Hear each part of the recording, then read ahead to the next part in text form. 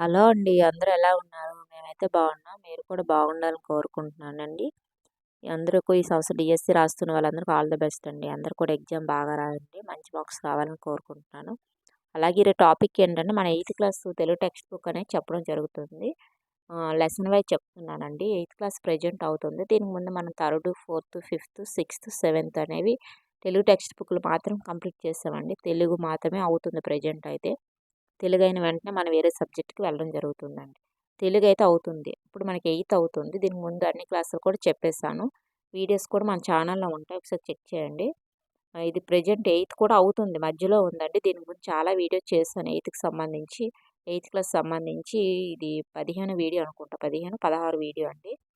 చాలా important bits ఇవి కూడా. కంటెంట్ కదండీ! చాలా ఎక్కువ వీడియోస్ వస్తున్నాయి. అది మనం లెసన్ వైస్ చెప్తున్నామండి. అందువల్ల మనకు వీడియోస్ అనేవి చాలా ఎక్కువగా వస్తున్నాయి. కొన్ని వీడియోస్ నేను డిస్క్రిప్షన్‌లో పెడతాను. ఒకసారి చెక్ చేసుకోండి. చాలా ఇంపార్టెంట్ బిట్స్. చాలామంది అసలు సబ్స్క్రైబ్ చేయకుండానే చూస్తున్నారు. సబ్స్క్రైబ్ చేసుకోండి. మీకు వెంటనే నోటిఫికేషన్ వస్తుంది. మీరు చదువుకోవడానికి కూడా బాగుంటుందండి. మన ఛానల్‌లో మనకి డీఎస్సీకి సంబంధించి ఒక ప్లేలిస్ట్ ఉంటుందండి. అదే జీడీఎస్ ఛానల్ డీఎస్సీ బిట్స్ అని ఒక ప్లేలిస్ట్ ఉంటుంది. జీడీఎస్ ఛానల్ డీఎస్సీ బిట్స్ అని ఒక ప్లేలిస్ట్ ఉంటుంది. అది ఒకసారి చెక్ చేసుకోండి. చాలా ఇంపార్టెంట్ బిట్స్. కొన్ని వీడియోస్ మాత్రం డిస్క్రిప్షన్‌లో పెడతాను. ఇప్పుడు మన టాపిక్‌లోకి వెళ్దామండి. ఈ లెసన్ మనకి ఏంటంటే నీతి పరిమళాలండి. దీని గురించి మన ఇంట్రడక్షన్ నిన్న చెప్పుకున్నాను నిన్న వీడియోలో. దాని కంటిన్యూషన్ అండి ఇది. ఈరోజు వీడియో. నిన్న వీడియోకి ఇది కంటిన్యూషను. నేను ఇంట్రడక్షన్ అన్నీ చెప్పుకున్నాము. ఇప్పుడు మన బిట్స్ అనేవి ఎలా వస్తాయో మనం చూద్దాం. నీతి పరిమళాల లెసన్‌కి సంబంధించి ఇది 8థ్ క్లాస్‌లో ఒక లెసన్ అండి. నీతి పరిమళాల పాఠం యొక్క ప్రక్రియ ఏంటని అడుగుతున్నాడు. మనం నిన్న చదువుకున్నాం కదండీ! నీతి పరిమళాల పాఠం యొక్క ప్రక్రియ ఏంటని ఇచ్చారు మనకి ఇక్కడ 4 ఆప్షన్లు. ఫస్ట్ చూడండి శతకం, రెండోది వ్యాసం, మూడోది కథ, నాలుగోది ద్విపద. ఈ నాలుగింట్లో ఏంటని అడుగుతున్నారు. మనం చదువుకున్నాం నిన్న కదండీ! ఆప్షన్ 1 అండి శతకం. నీతి పరిమళాల పాఠం యొక్క ప్రక్రియ ఏంటంటే శతకం అండి. అలాగే నీతి పరిమళాల పాఠం యొక్క ఇతివృత్తం ఏంటని అడుగుతున్నాడు. ఇది కూడా మనం చదువుకున్నాం. నీతి పరిమళాల పాఠం యొక్క ఇతివృత్తం ఏంటని అడుగుతున్నాడు. ఫస్ట్ చూడండి నైతిక విలువలు, రెండోది కుటుంబ విలువలు, మూడోది సామాజిక చైతన్యం, నాలుగోది వ్యక్తిత్వ విలువలు. ఈ నాలుగింట్లో ఏంటని అడుగుతున్నాం. మనకి ఇక్కడ ఆప్షన్ 1 నైతిక విలువలండి. నీతి పరిమళాల పాఠం యొక్క ఇతివృత్తం నైతిక విలువలు, ప్రక్రియ ఏంటంటే శతకం. చూడండి పర్వతాదుల నుండి స్రవించినది ఏంటి?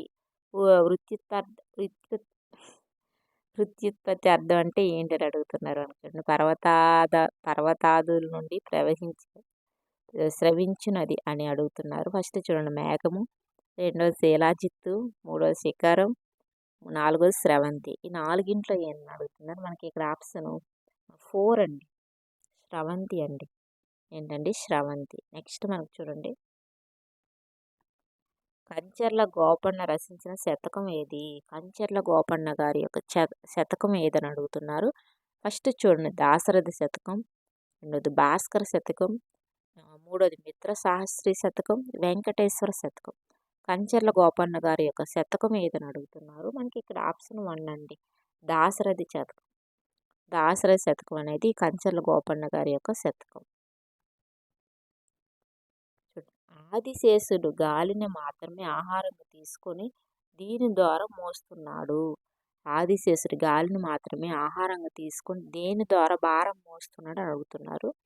మనం ఫస్ట్ చూడండి భూమి, రెండోది విశ్వం, మూడోది మహావిష్ణువు, నాలుగోది పాతాళ లోకం. దేన్ని అని అడుగుతున్నారు. మనకి ఇక్కడ ఆప్షన్ 1 అనేది కరెక్ట్. భూమి అండి. ఆదిశేషుడు గాలిని మాత్రమే ఆహారంగా తీసుకొని భూమిని భూమిని భారం మోస్తున్నాడు. భూమి యొక్క భారాన్ని మోస్తున్నాడు. నెక్స్ట్ మనిషికి నిజమైన అలంకారం ఏది? మనిషికి నిజమైన అలంకారం ఏంటని అడుగుతున్నారు. ఫస్ట్ చూడండి పువ్వులు ధరించడం, రెండోది సుగంధ ద్రవ్యాలు వాడడం, మూడోది పన్నీటితో స్నానం చేయించడం, నాలుగోది సంస్కారవంతమైన మాట. ఏంటి మనిషికి నిజమైన అలంకారం అని అడుగుతున్నారు. మనకి ఇక్కడ ఆప్షన్ 4 అండి సంస్కారవంతమైన మాట. అంటే అతను మనిషికి నిజమైన అలంకారం ఉందని మనం భావించవచ్చు. సంస్కారవంతమైన మాట. నెక్స్ట్ మనం చూడండి ఏడోది తన దురదను పోగొట్టుకోవడానికి చెట్లు మధ్యలో దూరి చిక్కేది ఏంటి? తన దురదను పోగొట్టుకోవడానికి చెట్ల మధ్యలో దూరి చిక్కేది ఏంటని అడుగుతున్నారు. ఫస్ట్ చూడండి సింహము, రెండోది పులి, మూడోది నక్క, నాలుగోది ఏనుగు. నాలుగింట్లో ఏంటంటే మనకి ఇక్కడ ఆప్షన్ 4 అండి. ఏనుగు అండి. ఏటవుతుంది? ఏనుగు. నెక్స్ట్ పూల వాసనకు మైమరిచి బందీవులవుతున్నవి ఏంటి? పూల వాసనకు మైమరిచి బందీలవుతున్నవి ఏంటి అని అడుగుతున్నారు. ఫస్ట్ చూడండి తుమ్మెదలు, రెండోది సీతాకోక చిలుకలు, మూడోది గోరింకలు, నాలుగోది కందిరీగలు. నాలుగింట్లో ఏంటి? పూల వాసనకు మైమరిచి బందీలు అవుతున్నవి ఏంటి అని అడుగుతున్నారు. మనకి ఇక్కడ ఆప్షన్ 1 అండి. తుమ్మెదలు అండి. ఏంటి? తుమ్మెదలు. పూల వాసనకు మైమరిచి బందీలు అవుతున్నవి ఏంటంటే తుమ్మెదలు. నెక్స్ట్ మనకు చూడండి, మనుషులు అరిషడ్వర్గాలను జయించాలంటే ఈ చాపల్యాలను వదిలిపెట్టాలి. మనుషులు అరిషడ్వర్గాలను జయించాలంటే ఈ చాపల్యాలను వదిలిపెట్టాలి అన్నారు. ఏంటిది అంటే ఫస్ట్ చూడండి పంచేంద్రియ, 2 కర్మేంద్రియ, మూడోది కాళ్ళు చేతులు, నెక్స్ట్ మనసు, నాలుగోది మనసు ఇచ్చారు. ఈ నాలుగింట్లో ఏంటంటే మనకి ఇక్కడ ఆప్షన్ 1 అండి. పంచేంద్రియాలను వదిలిపెట్టాలి. నెక్స్ట్ మనకు చూడండి, తగరు అంటే అర్థం ఏంటి? తగరు అనే పదానికి అర్థం ఏంటి? ఫస్ట్ చూడండి కప్ప, రెండోది చేప, మూడోది పొట్టేలు, నాలుగోది కొంగ. తగరు అంటే అర్థం ఏంటంటే మనకి ఇక్కడ ఆప్షన్ 3 అండి. పొట్టేలు అండి. తగరు అంటే అర్థం పొట్టేలు. తగరు అంటే అర్థం మనకి పొట్టేలండి. నెక్స్ట్ తన బలం ఎదుటివాడి బలం తెలియకుండా యుద్ధానికి దిగేవాడు ఎవరు? తన బలం ఎదుటివాడి బలం తెలియకుండా యుద్ధానికి దిగేవాడు ఏంటి? ఫస్ట్ ధైర్యవంతుడు, శౌర్యవంతుడు, వివేకి, అవివేకి. ఈ నాలుగింట్లో ఏంటి అడుగుతారు? మనకు ఆప్షన్ 4 అండి. అవివేకి. తన బలం ఎదుటివాడి బలం తెలియకుండానే యుద్ధానికి దిగేవాడిని ఏమంటామంటే అవివేకి అండి. నెక్స్ట్ చూడండి, చదువు జీర్ణమైన డాష్ పండును. ఖాళీలో సరిపోయే పదాన్ని గుర్తించండి. చదువు జీర్ణమైన డాష్ పండును అన్నాడు. మనకి ఈ డాష్లో ఏంటంటే మనకి ఇక్కడ 4 ఆప్షన్ ఇచ్చారు. స్వాంతంబు, రెండోది మనసు, మూడోది హృదయం, నాలుగోది ఆయుష్. నాలుగింట్లో ఏంటి అని అడుగుతున్నారు. మనకి ఇక్కడ ఆప్షన్ 1 అండి. స్వాంతంబు అండి. చదువు జీర్ణమైన స్వాంతంబు పండును. చదువు జీర్ణమైన స్వాంతంబు పండును. నెక్స్ట్ మనం చూడండి, తిండి జీర్ణమైన నుండి డాష్. ఖాళీలో సరిపోయే పదాన్ని గుర్తించండి. తిండి జీర్ణమైన నిండు డాష్ అన్నారు. మనకి ఆప్షన్లో ఫస్ట్ చూడండి బలము, రెండోది లావు, మూడోది పొట్ట, నాలుగోది అధిక శక్తి. ఈ నాలుగింట్లో ఏంటని అడుగుతున్నారు. మనకి ఇక్కడ ఆప్షన్ 1 అనేది కరెక్ట్. బలము అండి. తిండి జీర్ణమైన నిండు బలము. సంశ్లేష అంటే ఏంటి? సంశ్లేష అంటే ఏంటి?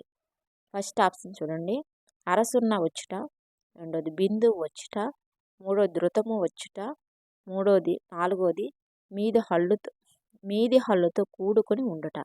నాలుగింట్లో ఏంటి? సంశ్లేష అంటే అర్థం ఏంటి అంటున్నారు. మనకు ఆప్షన్ 4 అండి. మీది హల్లుతో కూడుకొని ఉండుట. దీన్ని సంశ్లేషం అంటామండి. మీది హల్లుతో కూడుకొని ఉండుట. నెక్స్ట్ ధృత ప్రకృతకానికి పరుషాలు పరమైతే వాటి స్థానం డాష్ ఆదేశంగా వస్తాయి.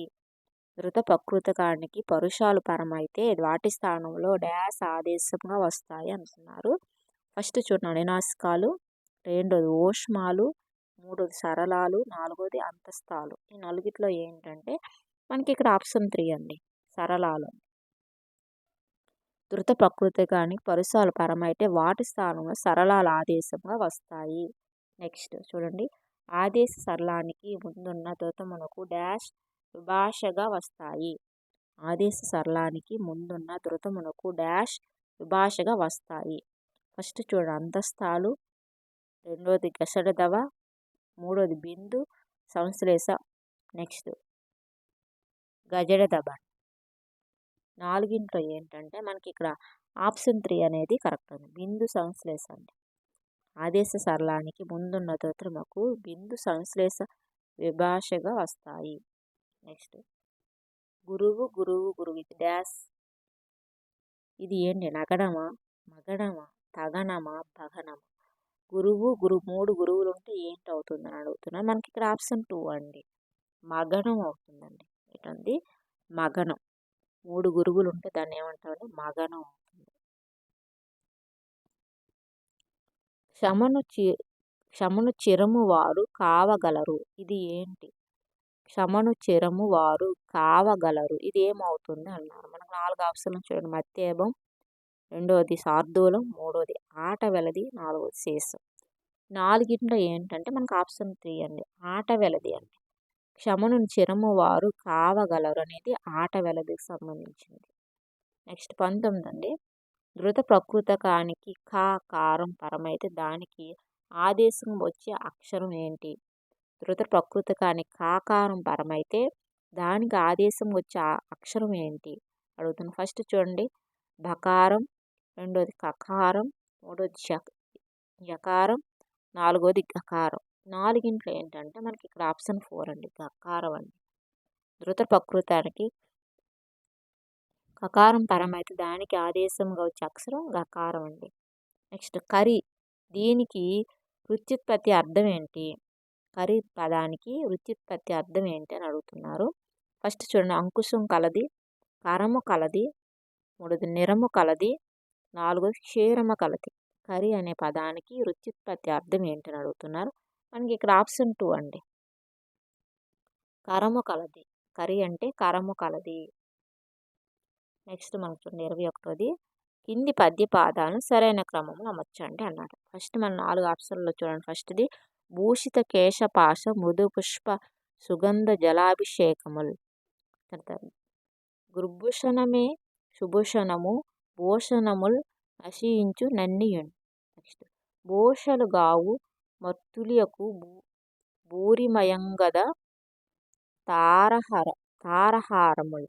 నెక్స్ట్ భూషలగావు పురుషుని భూషిత చేయు పవిత్రవాణి. ఉంది. మనకి సరైన క్రమంలో అమర్చమన్నాడు. మనకి ఇక్కడ ఆప్షన్ 3 అండి.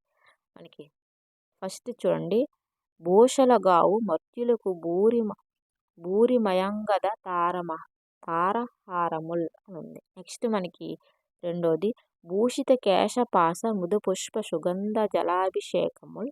నెక్స్ట్ మూడోది భూషలుగావు పురుషుని భూషిత జేయు పవిత్రవాణివ. నెక్స్ట్ 4వది గుర్భూషణమే సుభూషణము భూషణము నశించయించు నన్నియున్. ఇది మనకి ఈ విధంగా మనకి ఒక పద్యం అంటే దాన్ని సరైన క్రమంలో పెట్టడం. నెక్స్ట్ హేమ అనే పదానికి పర్యాయ పదాలు ఏంటి? హేమం అనే పదానికి పర్యాయ పదాలు ఏంటి అని అడుగుతాను. ఫస్ట్ చూడండి, వాణి ధనస్సు, రెండోది స్వర్ణం పుత్తడి, మూడోది పుత్తడి పుడమి, నాలుగోది బంగారం పొడమి. హేమం అనే పదానికి పర్యాయ పదాలు ఏంటి అంటే మనకి ఇక్కడ ఆప్షన్ 2 అనేది కరెక్ట్. స్వర్ణం పుత్తడి అండి. హేమ అనే పదానికి పర్యాయ పదాలు స్వర్ణం పుత్తడి. వీడియోగా నచ్చితే లైక్ చేయండి, షేర్ చేయండి, సబ్స్క్రైబ్ చేయండి ఫ్రెండ్స్. హేమం అనే పదానికి పర్యాయ పదాలు స్వర్ణం పుత్తడి. నెక్స్ట్ 23, వడి అనే పదానికి సమానార్థక పదం ఏంటి? వడి అనే పదానికి సమానార్థక పదం ఏంటి అని అడుగుతున్నారు. ఫస్ట్ చూడండి, నెమ్మది, రెండోది వేగం, మూడోది జాగ్రత్త, నాలుగోది వాయువు. ఈ నాలుగింట్లో ఏంటి వడి అనే పదానికి సమానార్థక పదం ఏంటి అని అడుగుతున్నారు. మనకి ఇక్కడ ఆప్షన్ 2 అండి, వేగం. వడి అనే పదానికి సమానార్థక పదం వేగం. వడి అనే పదానికి సమానార్థక పదం వేగం. చంపకమాల వృత్తంలోని అక్షరాల సంఖ్య ఎన్ని? చంపకమాల వృత్తంలోని అక్షరాల సంఖ్య ఎన్ని అడుగుతున్నారు. మనకి 4 ఆప్షన్లో ఫస్ట్ది 21, రెండోది 20, మూడోది 22, నాలుగోది 19 అండి. ఈ నాలుగింట్లో ఏంటంటే మనకు ఆప్షన్ 1 అండి, 21. చంపకమాల వృత్తంలోని అక్షరాల సంఖ్య ఏంటంటే మనకి 21. చంపకమాలలో మనకి 21 అక్షరాలు ఉంటాయండి. నెక్స్ట్ ఇబము అనే పదానికి అర్థం ఏంటి? ఇబము అనే పదానికి అర్థం ఏంటి? ఇబము అనే పదానికి అర్థం ఏంటని అడుగుతున్నారు. ఫస్ట్ చూడండి, వాణి, రెండోది కొండ, మూడోది భూరి, నెక్స్ట్ నాలుగోది కరి. ఇబము అనే పదానికి అర్థం ఏంటి అని అడుగుతున్నారు. మనకు ఆప్షన్ 4 అండి, కరి. ఇబము అనే పదానికి అర్థం కరి అండి. ఇబము అనే పదానికి అర్థము కరి. నెక్స్ట్ మనకు చూడండి, క్రింది ప్రవచనాల్లో సరైన వాటిని గుర్తించండి. ఇందులో మనకి ఏంటి సత్యాలు అని అడుగుతున్నారు. మనకు ఫస్ట్ చూడండి, దూజిట 16వ శతాబ్దానికి చెందిన అతను, రెండోది కంచర్ల గోపన్న 17వ శతాబ్దానికి చెందిన అతను, నెక్స్ట్ మూడోది ఏనుగు లక్షణంకవి 18వ శతాబ్దానికి చెందిన అతడు. నాలుగోది కొండూరి వీర రాఘవాచార్యులు 19వ శతాబ్దానికి చెందిన అతడు. ఇందులో మనకి ఏవి సరైన అడుగుతున్నారు. మనకి ఇక్కడ ఆప్షన్ 1 అండి. మనకి ఇవి చూడండి.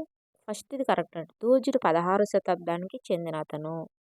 నెక్స్ట్ 2 కంచెర్ల గోపన్న మనకి 17వ శతాబ్దానికి చెందిన అతను. నెక్స్ట్ ఏనుగు లక్ష్మణ కవి అనేది 18వ శతాబ్దానికి. ఈ 3 కూడా మనకి కరెక్ట్ అండి. దూజిడి 16వ శతాబ్దానికి చెందిన అతను, కంచెర్ల గోపన్న 17వ శతాబ్దానికి చెందిన అతను, ఏనుగు లక్ష్మణ కవి 18వ శతాబ్దానికి చెందిన అతను. ఇవి మనకి సత్యాలండి, సరైన ప్రవచనాలు. నెక్స్ట్ మనకి 27 చూడండి. ఊరూరం జనులల్లే భిక్షమిడరో యుండం గుహల్గల్గో. ఈ క్రింది పద్యపాదం తర్వాత వచ్చి పద్యపాదాన్ని గుర్తించండి. ఈ పద్యపాదం తర్వాత మనకి ఏమొస్తుందని అడుగుతున్నారు. మనకి ఇక్కడ ఆప్షన్ 1 అండి. చీరనేకము మిథునం దొరకదు సీతామృత స్వేచ్ఛవం అని ఉంది. ఇది మనకి దాని తర్వాత వచ్చి పద్యపాదం. 28 చూడండి. కింది పదాల్లో ఏర్పడి సరైన పద్యపాదాన్ని గుర్తించండి. మనకి సరైన పద్యపాదాన్ని గుర్తించండి అన్నారు. ఫస్ట్ చూడండి, భారమైనవే. రెండోది ఘన గుణశాలి. మూడోది లోకహిత కార్యం. నాలుగోది మిక్కిలి. నాలుగింట్లో ఏంటి మనకి మనం సరైన క్రమంలో పెట్టాలండి. మనకి ఇక్కడ ఆప్షన్ 3 అనేది కరెక్ట్ అవుతుంది. ఫస్ట్ చూడండి, మనకి ఇక్కడ ఒకటోది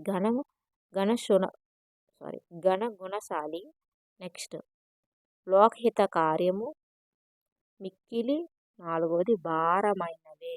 ఫస్ట్ చూడండి, ఘనగుణశాలి, లోకహిత కార్యము, మిక్కిలి, భారమైనవే. ఇది మనకి సరైన పెట్టే క్రమం అండి. నెక్స్ట్ సభారంజన శతకం తెలుగులోకి అనువాదం చేసింది ఎవరు? సభారంజన శతకాన్ని మన తెలుగులోకి అనువాదం చేసింది ఎవరని అడుగుతున్నారు. ఫస్ట్ చూడండి, మనకి ఇక్కడ కొండూరి వీర రాఘవాచార్యులు, రెండో తాళపాక పెద్ద తిరుమలయ్య, మూడోది ఏనుగు లక్ష్మణ కవి, నాలుగోది ఏలూరిపాటి అనంతరామయ్య. ఈ నలుగురులో ఎవరు సభారంజన శతకం తెలుగులోకి అనువాదం చేసిందని అంటున్నారు. మనకి ఇక్కడ ఆప్షన్ 4 అండి. ఏలూరిపాటి అనంతరామయ్య. ఏలూరిపాటి అనంతరామయ్య గారు సభారంజన శతకం తెలుగులోకి అనువాదం చేయడం జరిగింది. ఏలూరిపాటి అనంతరామయ్య సభారంజన శతకం తెలుగులోకి అనువాదం చేయడం జరిగింది. నెక్స్ట్ ఈ లెసన్కి సంబంధించి మనకు లాస్ట్ బిట్ అండి. కను వెదురు పొందెను డాష్ ఖాళీలో సరిపోయే పదాన్ని గుర్తించండి. ఈ ఖాళీలో సరిపోయే పదాన్ని గుర్తించమంటున్నారు. కను వెదురు పొందెను డాష్ అన్నారు. ఫస్ట్ చూడండి, మీను, రెండోది లేళ్ళు, మూడోది తేటి, నాలుగోది చిల్వ. నాలుగింట్లో ఏంటని అడుగుతున్నారు. మనకు ఆప్షన్ 2 అండి, లేళ్ళు. కను వెదురు పొందెను లేళ్ళు. కను వెదురు పొందెను లేళ్ళు అండి. ఇదండి ఈరోజుకి సంబంధించిన బిట్స్ అండి ఇవి. ఈ లెసన్కి సంబంధించి మనం రేపు మళ్ళీ వేరే లెసన్ అనేది 8th క్లాస్ సంబంధించి ఇంకా ఉందండి చాలా కంటెంట్. ఇవి మనం చెప్పుకోవడం జరుగుతుంది రేపు వీడియోలో. ఈరోజు వీడియోలకి ఇవి మాత్రమే బిట్స్ అండి ఇవి.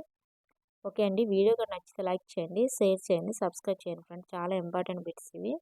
ఓకే అండి, మరొక వీడియోతో మళ్ళీ కలుసుకుందాం. ఓకే అండి, బాయ్.